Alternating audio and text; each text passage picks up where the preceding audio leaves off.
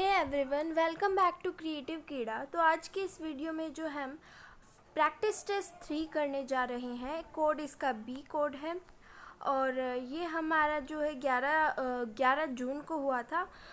थोड़ी बिज़ी थी मैं, इसीलिए मैं इसका वीडियो अपलोड नहीं कर पाई थी, but I am back with this test.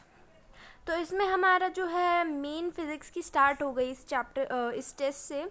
Motion in a straight plane का जो है कुछ पार्ट आया था, एक्सेलरेशन तक।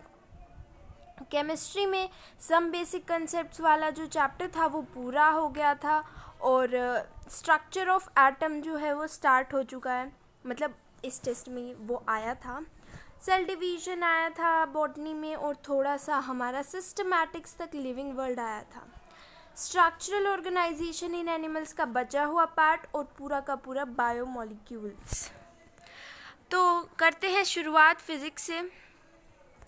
सबसे पहले फर्स्ट क्वेश्चन का आंसर है कि एक ब्लॉक है वो मतलब आधे टाइम के टाइम के लिए 10 मीटर पर सेकेंड से चला, बचे हुए टाइम टी के लिए 20 मीटर पर सेकेंड से चला, तो उसकी जो एवरेज वेलोसिटी है वो कितनी होगी।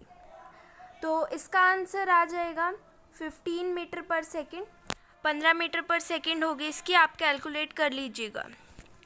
Correct option, distance travelled by a body is always less than the displacement of that body. ये तो टोटली इनकरेक्ट है।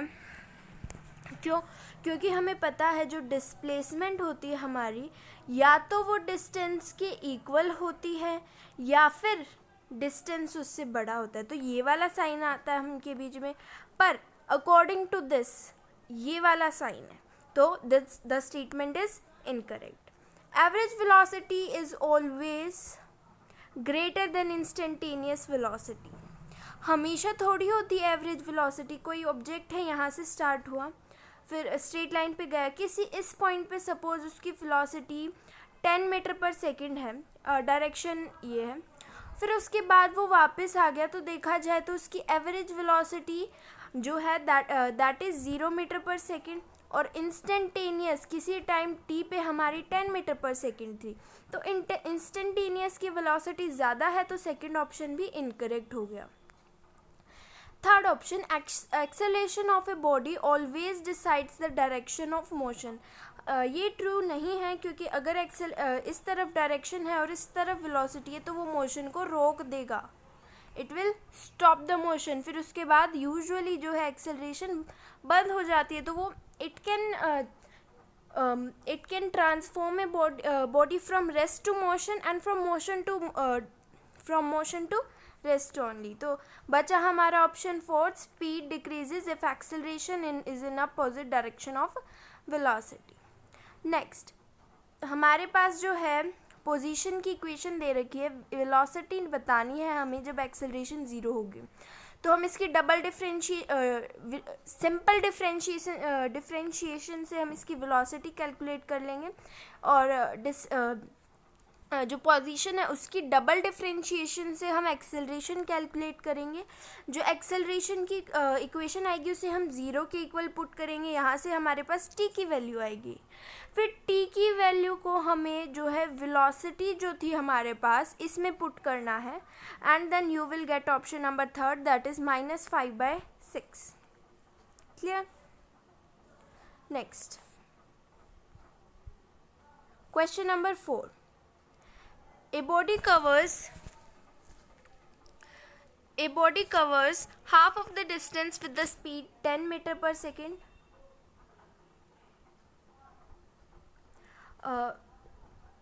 2x मान लीजिए इसे डिस्टेंस, ये भी 2x हो जाएगा पूरा। तो ये डिस्टेंस उसने 10 मीटर पर सेकेंड की स्पीड से किया, फिर जो बचा हुआ है उसे फिर 2 इक्वल पार्ट्स में किया, यानी ये भी x ये भी x। एक को 12 मीटर पर सेकेंड की स्पीड से कवर किया, एक को 8 मीटर पर सेकेंड की स्पीड से किया। तो हमें स्पीड निकालनी है एवरेज।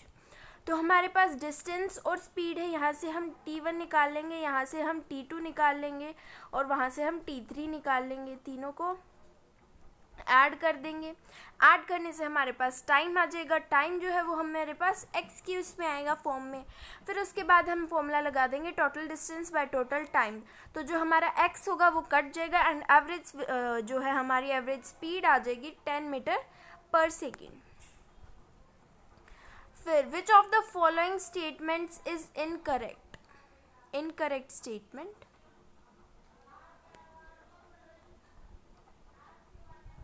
एक मिनट, इनकरेक्ट स्टेटमेंट बतानी है तो इसका देखिए आप हो जाएगा थर्ड ऑप्शन। एक्सेलरेशन अगर नेगेटिव है तो स्पीड हमेशा डिक्रीज होगी, ऐसा हमेशा ट्रू नहीं होता। क्लियर? तो उसके बाद सिक्स्थ क्वेश्चन है हमारे पास अगेन पोजीशन की इक्वेशन है। हमें रेट चेंज ऑफ पोजीशन बताना है यानी वेलोसिटी। तो ये तो मैं सिंपल डिफरेंशिएशन से ही हो जाएगा।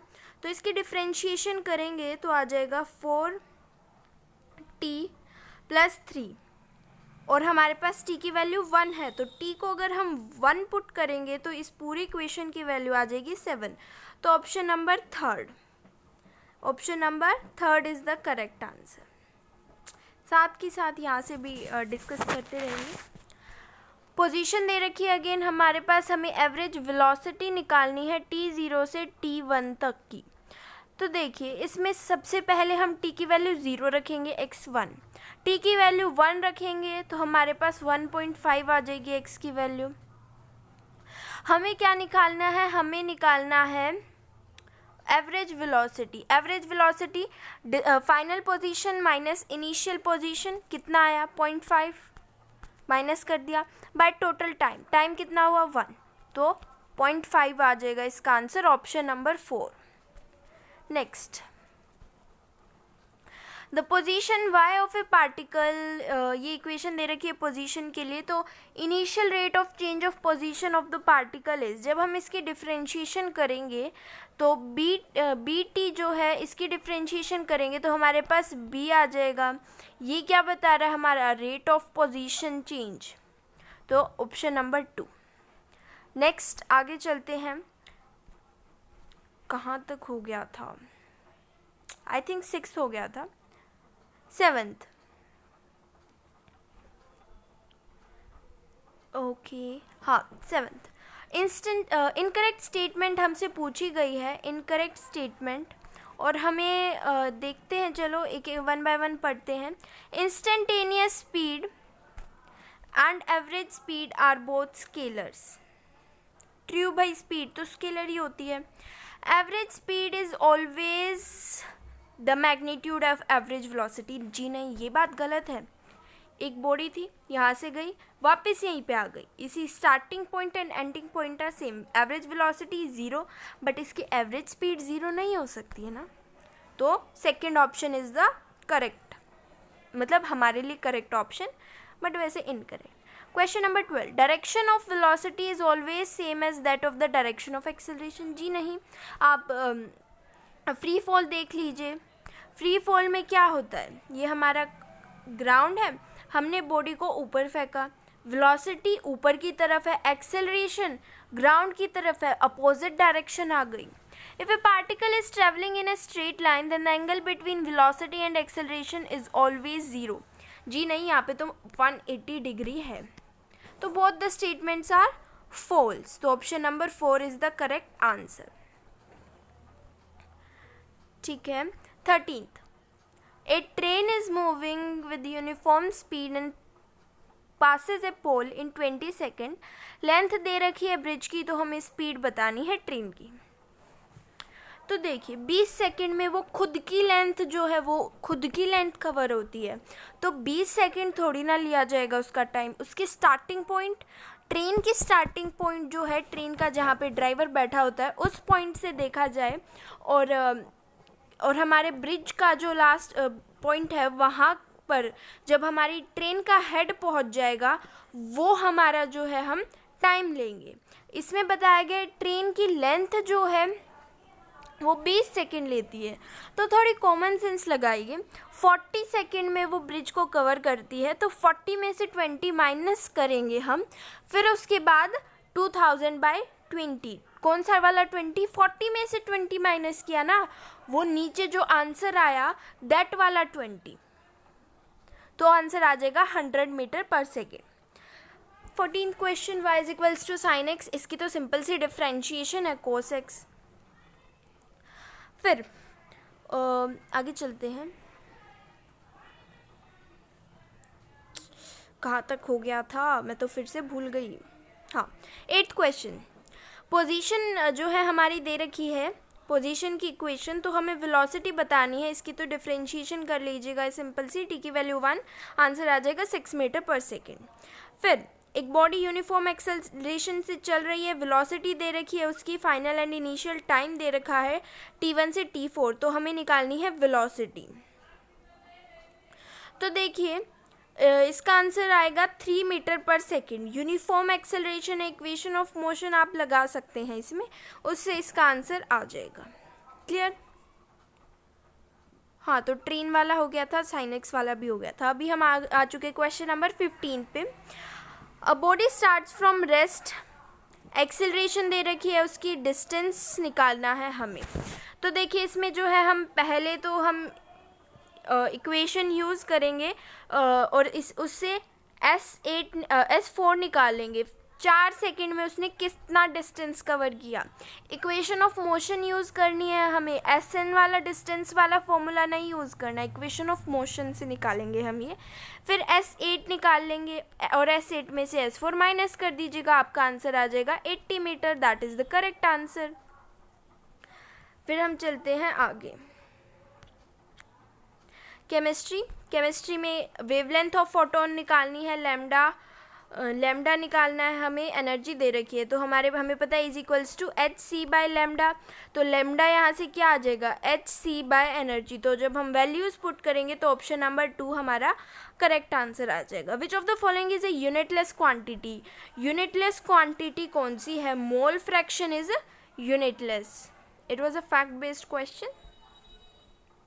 नेक्स्ट, अ मिक्सचर ऑफ, तो देखिए हमारे पास मीथेन और ऑक्सीजन के इक्वल मासेस हैं। तो मान लीजिए मासेस का रेशियो 32 ग्राम दोनों हैं, तो उसका मोल फ्रैक्शन निकालना है हमें।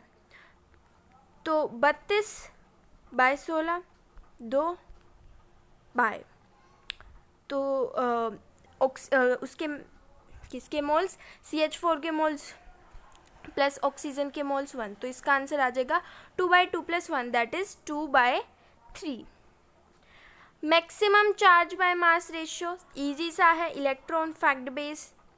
फिर ये क्वेश्चन, ये मैं सॉल्व नहीं करूँगी but I will tell you the solution. थोड़ा सा ट्रिकी है, कई बच्चों ने गलत भी किया होगा, ज़्यादा ट्रिकी नहीं है, थोड़ी कॉमन सेंस लगाओ यार। इसने पूछा है अमाउंट ऑफ वाटर एडेड, तो जो हमारी वॉल्यूम आएगी m1v1 = m2v2 से, उस वॉल्यूम v2 आएगी हमारे पास, v2 में से v1 माइनस करेंगे हम, तो जो आंसर आएगा 2 लीटर आएगा, वो हमारा आंसर है। क्लियर? यहीं सेव कर लेते हैं। मोल फ्रैक्शन दे रखा है, मोलैलिटी निकालनी है, ये तो सिंपल सा है 0.3, और यूनिटी होता है मोल फ्रैक्शन, तो यहाँ पे 0.7 × 1000/18 = मोलैलिटी। तो इस फॉर्मूले से आप इजीली मोलैलिटी कैलकुलेट कर सकते हैं, that will come out to be 23.8 m। फिर हमारे पास ग्लूकोज के मॉलिक्यूल्स दे रखे हैं, हमें हमारे पास वाटर का अमाउंट है, हमें मोलैलिटी निकालनी, इजी है। मॉलिक्यूल्स को हम Na से डिवाइड करेंगे, हमारे पास मोल्स आ जाएंगे, मोल से हमारे पास, और हमारे पास वाटर का अमाउंट है, हम इजीली मोलैलिटी निकाल लेंगे। तो radius of atom according to Rutherford 10⁻⁻10 metre. Next question, which of the following is not a sub atomic particle? Alpha particle sub atomic particles नहीं होते हैं। आगे चलते हैं, यहाँ पे आ गया 21 पे। Consider the following statements. Cathode rays के बारे में हमसे पूछा है, एनोड से स्टार्ट होती है क्या कैथोड रेज? नहीं, वो कैथोड से स्टार्ट होकर एनोड पे जाती हैं, तो first statement incorrect. Second, television picture tubes are called cathode rays tube, true, ये इस बात सही है, बिल्कुल सही है। कैथोड रेज का करेक्टरिस्टिक मटेरियल ऑफ इलेक्ट्रोड पे डिपेंड नहीं करता, सही है। एनोड का करता है बट कैथोड का नहीं करता, तो both B and C are correct. Clear. 27, wave function दे रखा है हमें लॉन्गेस्ट वेव लेंथ निकालनी है, तो ये तो इजी है। ई की वैल्यू पुट कर देंगे हम, आप सबको पता होगी 1.6 इंटू 10⁻⁻18, तो हमारे पास एनर्जी जूल में आ जाएगी। तो जूल में आ गई energy, E is equals to hc/λ के फॉर्मूले से हम लैम्डा निकाल लेंगे। ओके, तो नंबर ऑफ न्यूट्रॉन्स निकालने हमें, तो 35 - 17 कर दो यार, 18 आ जाएगा। ये क्वेश्चन पूछा हुआ है, can you believe. Next, wavelength associated with an electron moving with velocity, तो लैम्डा का फॉर्मूला हम यूज़ करेंगे h/mv। h की वैल्यू, h हमें पता है Planck's constant 6.62 into 10⁻⁻34। Mass of electron हमें पता है 9.1 इंटू 10⁻31, और वेलोसिटी हमें पता है दे रखी है 10⁶। वैल्यूज पुट करेंगे, आंसर आ जाएगा option 1। Longest wavelength belongs to radio wave, ये तो फैक्ट बेस्ड क्वेश्चन था, इसमें तो क्या ही एक्सप्लेन करूँ मैं। फिर हम आ जाते हैं बॉटनी पे। मिटोटिक सेल डिवीजन हमारी both haploid and diploid plant cells में देखी जाती है। एनिमल्स में सिर्फ हैप्लॉइड, प्लांट्स में both diploid and haploid. Longest phase of meiosis prophase 1। Terminalisation of chiasmata diakinesis, spindle fibres किससे अटैच होते हैं, काइनेटोकोर से। ग्रोथ इंट्रेंसिक होनी चाहिए, correct name Mangifera indica Linnaeus. Recombinase enzyme pachytene में होता है हमारा रिकॉम्बिनेशन, तो वही answer. Most obvious and technically complicated feature, तो ये सेल्फ कॉन्शियसनेस है। कई बच्चों ने इसका मेटाबॉलिज्म किया है, but according to the official answer key of Aakash, the correct answer is self consciousness. Condensation कब स्टार्ट होता है, प्रोफेज में sorry. Odd one with respect to defining features, reproduction. It's not a defining feature, it's a characteristic feature. Interkinesis does not involve DNA replication. इसीलिए तो जो हमारा second वाला meiosis होता है, that is meiosis 2, that is equational, but first वाला reductional होता है, तो उससे पहले ही division हो जाती है। लेट प्रोफेज में क्या होता है, हमारे ER न्यूक्लियर मेम्ब्रेन और न्यूक्लियोलस गायब होने लग जाते हैं। सिस्टमैटिक्स लेटिन वर्ड से आया है हमारा, क्लियर।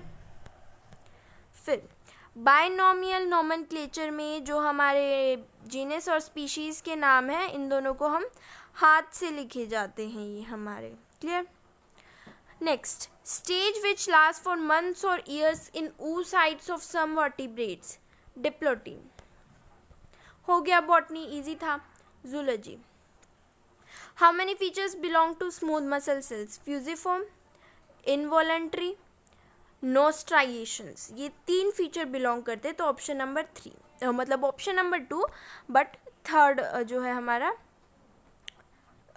3 ऑप्शंस, मतलब समझ रहे हो ना तुम। Next, odd one with respect to homopolysaccharides, peptidoglycan. All of the following are proteinaceous enzymes except ribozyme, RNA वाला enzyme. Incorrect description of apoenzyme, it's not a complete enzyme.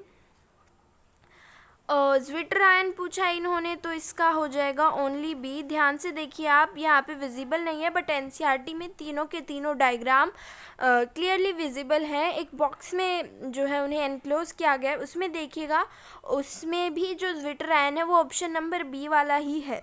Same NCERT based question आए हुए हैं इसमें। तो thymidine is a nucleoside, pyrimidine base found in DNA is cytosine. तो ये जो है हमारा catalysing this ligase fact base हैं इसमें सारे के सारे। न्यूरोग्लियल सेल्स मोर देन 50% होते हैं। Enzyme, each enzyme shows its highest activity at optimum temperature. Type of muscle fibres हमें बताने जो इनवॉलेंट्री होते हैं बट स्ट्राइएटेड होते हैं, that is cardiac muscle fibres, clear. Mark the amino acid whose R group is hydroxymethyl serine. serine का आप structure देखेंगे, उसमें OH आता है. फर्स्ट एंड लास्ट को हम N terminal and C terminal respectively बोलते हैं. Excitable cells of neural tissue, neurons. इस बार कोई होमवर्क नहीं है, सारे क्वेश्चन मैंने ही करवा दिए हैं. अगर फिर भी आपको कोई डाउट हो then you can comment me, I will answer that. So thank you so much for watching this video. Like कीजिएगा वीडियो को, शेयर कीजिएगा और कमेंट ज़रूर कीजिएगा अगर आपको ये वीडियो अच्छी लगी हो तो. Thank you so much.